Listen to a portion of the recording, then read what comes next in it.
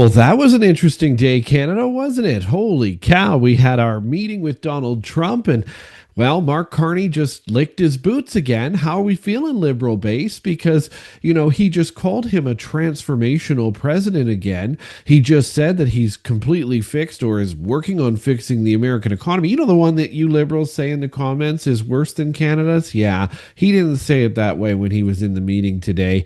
And then he just about offered to, all right, invest $1 trillion in the next year into the U.S. economy. But I thought, now correct me if I'm wrong, I thought we were boycotting America. I thought we weren't traveling there. I thought we don't cross the border. But your own prime minister, who sold you a bill of goods during the campaign, said today to Donald Trump that he's going to give him trillions of dollars. That Canada is going to be investing $1 trillion back into his economy within a year.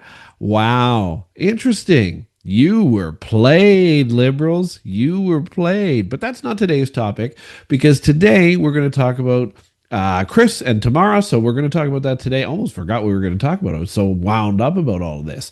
But I want to wait until there's more details on this Trump meeting, because I have a feeling a whole lot of nothing's going to come out of this again. But Donald Trump did say in the meeting today he thinks Mark Carney will be very happy when he leaves. So let's see if something's achieved. And I do actually, despite what I've just said, hope that he achieves something, because I am a Canadian first as well. And I know other podcasters are saying that too. So, hey, we're Canadian first. Let's see what he can get out of this. Let's hope it's something. Doug Ford actually even pressured him to get something out of these meetings. So we'll see. Maybe by the time the end of the night happens, we'll see some progress, but you never know. Anyway, that's not the topic for today. So let's get going. Let's go. Welcome to Bakes on Things. Welcome back to the last word here on Bakes on Things. Thrilled to have you. I hope your Tuesday was awesome. I know I'm up against you and the Toronto Blue Jays New York Yankees Game 3 of the American League Division Series tonight. So thank you for watching if you are watching this, and thank you for watching later if you're choosing to watch it after the game. Go Jays, go. Today, Tamara Lich and Chris Barber, they were finally sentenced. And really, in my opinion, they probably shouldn't have been sentenced for anything at this point other than a little bit of mischief, and which is kind of the charge that it was. But 12 months of house arrest and 6 months of curfew for both of them. 100 hours of community service, which is better than 7 years being behind bars. So no orange jumpsuits, but let's not pretend that this was a victory for freedom, because it really wasn't. It was a reduced sentence, and I know that. I understand that. And I think that's better than what they were going to get. But when you strip away the headlines and the applause from those who think that this is now a fair deal, what you're left with is a country that just punished 2 citizens for standing up for their rights. For standing up for rights that the government had no business taking away in the first place. Because peaceful protest, which it was, nobody was damaging things. There was no violence other than the minor damage that happens with all protests. Think about this. We're supposed to be celebrating that they didn't get 7 years in jail. That's what they are saying to us conservative side that supported these two. And, well, it's not really a celebration, because what the Crown wanted was 7 years for mischief, for organizing a protest, which you're allowed to do, for honking horns and parking trucks in front of the same Parliament buildings where politicians go ahead and lie, they steal, they waste billions of dollars without consequence every single day. They think people are running around with AR-15s and aren't connected with the community or Canadians at all. Yet somehow we're supposed to thank the judge for only destroying half of their lives instead of all of it. I mean, house arrest still isn't great. And we have violent criminals in this country who still get even less than what they got. Actually, violent offenders, men who have beaten their spouses, or armed robbers who have broken into homes and threatened people with weapons, repeat offenders with pages of criminal history, they walk out, some of them, with time served or 2 months of probation. For real. This was a protester, 2 protesters. We've seen corporate fraudsters, people who embezzle millions of dollars from their companies or from other people, seniors even. They destroy entire pension funds and they get a year of house arrest in their mansion with a wine cellar and a lake view. Yet two Canadians who led a peaceful protest against government overreach, which we know is becoming a massive problem in this country. They're now confined to their homes like they're criminals, all because they embarrassed the political elite, all because they were right in the end. And nobody wanted you to know that. So they tried to shut them up. Well, none of this, folks, is justice. That's retribution, and not even subtle retribution at that. They went after 7 years for these guys. They should not have gotten anything. It's political punishment dressed up as public order. But public order? Canada doesn't have public order from coast to coast. We have people breaking into homes, shooting people in front of their parents, all sorts of things. Let's not forget what they were protesting. This wasn't about chaos or noise or diesel fumes in the air. This was about mandates. It was about the federal government deciding who could work, who could travel, where you could go, what you wore on your face, and what you stuck in your arm from a pharmaceutical company. They even decided who could see their families. People passed away without seeing those people first.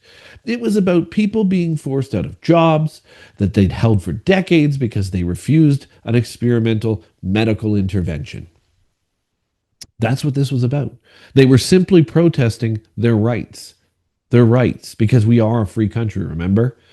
The Freedom Convoy was messy. I get that. It was loud, it was inconvenient for Ottawa citizens, and it was imperfect. But think about the imperfect time we were going through.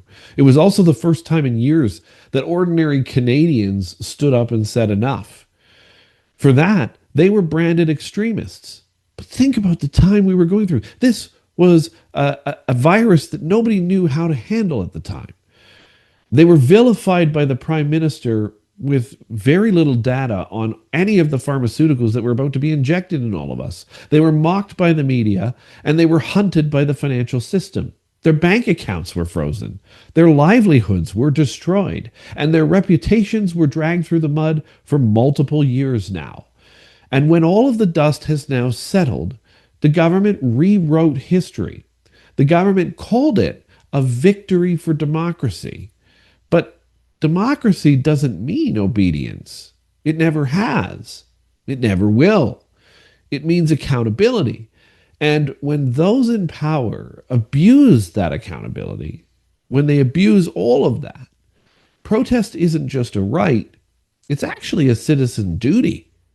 We should be protesting those things when they're violated. So now let's look at what this sentence actually means for the future now, because the reality is this is the sentence. This is what they're going to have to do. Unlikely an appeal works here. Not sure if one's even coming. But 12 months of house arrest might sound lenient to the politically naive, but it's a lifetime for anyone who understands the principle that are at stake here, right? House arrest is still imprisonment. It's the government deciding when you can leave your home. What happened to a free society? They didn't commit any crimes. They can decide, the government can decide who you can see and where you can go. Okay? Can you see your parents? Ask the government. And curfews? There's curfews in this. Curfews are for criminals and minors, not for people who dared to organize a peaceful demonstration in the capital city of a supposedly free nation. That shouldn't be happening. They should not be locked up in their homes for that. The Crown wanted 7 and 8 years behind bars. So yes, in that sense, I suppose some of this could be considered a win. But when you think about that, 7 years for honking and protesting in a country where repeat offenders in carjackings, assaults, and sexual violence are routinely released on bail. They're routinely handed 18 months or less. We live in a justice system where actual predators are on our streets, where actual predators are called rehabilitated after a handful of counseling sessions in our prisons, and then a couple of protesters with a truck are treated like a domestic terrorist. That's not justice in Canada. That is absolute political theater without any restrictions. And the Liberal government just continues to push this. This should have all been dropped by now. The timing of all this couldn't be clearer, though. Right as the government starts floating new bills, new privacy bills, too, by the way, Bill C2, think about that one, giving them even more access to your data and more power to label dissent as dangerous activity. This is where the verdict lands. It's not coincidence, it's coordination. And we're going to actually talk about Bill C2 and C8 and others in future episodes, including tomorrow morning's first sip. Because some of what's in these things, you should be really scared of. It's the system sending a message. We may not have locked them up for 7 years, but next time, we're going to make it way easier for us to win. And look around the world. It's not unique to us. It's unique to other countries like us. I want to even say WEF style countries, right? This is not uniquely Canadian anymore. In the United Kingdom, people are being arrested for sharing memes that don't agree with the government. Let that one sink in. Not hate speech. The memes don't have hate speech. They're not threats. They're not threatening memes. They're a photo, a joke the government disagrees with. It's a post the government doesn't like. That's the bottom line. It's a post the government doesn't like. They call it online harm. We call it state censorship. And it always starts the same way. Punish the loudest people, the people that share these things the most, the people that could actually move the message forward, and make the rest afraid and call it public safety. That's what this was. This was just a warning before all these bills get tabled and try to get passed. The judge said politics had no place in her courtroom today. But politics was all over this thing. Politics was all over the entire trial. The very reason Barber and Lich were charged in the first place was political. So you can't say that in the courtroom. And the Emergencies Act itself, that grotesque overreach that let police seize the bank accounts in the first place, that let police seize property in the first place without any due process whatsoever. You're protesting. We don't like that you're doing it. We want control. So therefore, you can't use your bank account. All of that was political. The prosecution's unprecedented demand for up to 8 years in prison was political vengeance. It was vengeance disguised as justice. The only people pretending it wasn't political are the ones still trying to convince themselves that Canada is the same free country that it once was, that it was 10 years ago. But it's not, is it? And here's the most chilling. Do we want to call it chilling? I think we got to call it chilling now, guys. Like, here's the most chilling part of all of this. If you think this can't happen to you, you're already halfway losing. You're already halfway losing, I should say, your freedom. Because every time a government sets a precedent like this, punishing peaceful protest, and I get it, there was some spray paint here and there. There were some people that might have knocked over a garbage can or set one on fire to keep themselves warm. Great. Not an awesome thing. Charge them a bit. Don't put them in jail for 8 years. Okay? Don't. And this line keeps creeping closer and closer to your front door. Today, it's honking trucks or fires in garbage cans. Tomorrow, it's social media posts and memes being shared. The day after that, it's a donation you made to the wrong cause the government doesn't agree with, or a meme you shared on the wrong platform itself. The machinery has already been built to take over your life this way. Bills like C2 and C11 are the gears within the machine. And all it takes is one bad government. and we already have them now. Or it could even take just one bad minister, because one of these bills is from Anandasangaree. I mean, guys, this is where this country is now. Tamara Lich and Chris Barber didn't commit violence. They didn't loot stores or burn police cars or flip them over or assault anybody. They protested. Loudly, yes. Loudly, yes. They protested, but they did it peacefully. And for that, they'll spend a year confined to their homes, while real criminals, as we know and has been pointed out hundreds of times now, will be roaming your streets. What kind of balance is that, Canada? That's inversion. It's a justice system that now punishes beliefs instead of behavior. And honestly, guys, if Canadians don't see the danger in all of this, all of how this played out, I know it's over, but if you don't see the danger in how all of this played out, if you just shrug and you say, well, at least they didn't get to 7 years, so back to, watching Friends reruns, then we've already accepted tyranny in small doses. And they love the small doses because they can, remember, have you heard the term? Give them an inch, they'll take a mile. Tyranny doesn't arrive all at once. It arrives 1% at a time, one conviction at a time. 1 year, 2 years house arrest, 3 years now in jail, one silence at a time. So if we keep silent, that's where we're headed.